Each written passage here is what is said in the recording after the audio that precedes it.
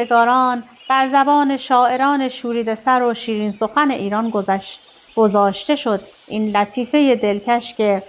تو ای نازنین دلدار ستمگر، تیغ برکش و ببین که آماده جان دادن به دست توام.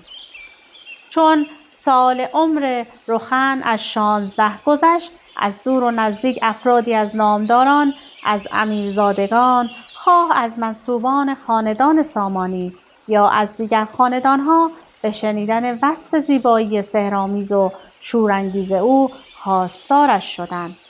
و چه بسا که کاروانهای مجلل از این سو از جیحون می‌گذشتند یا از سوی دیگر دشتزارها و کوهساران شرق و شمال را زیر پا می‌گذاشتند.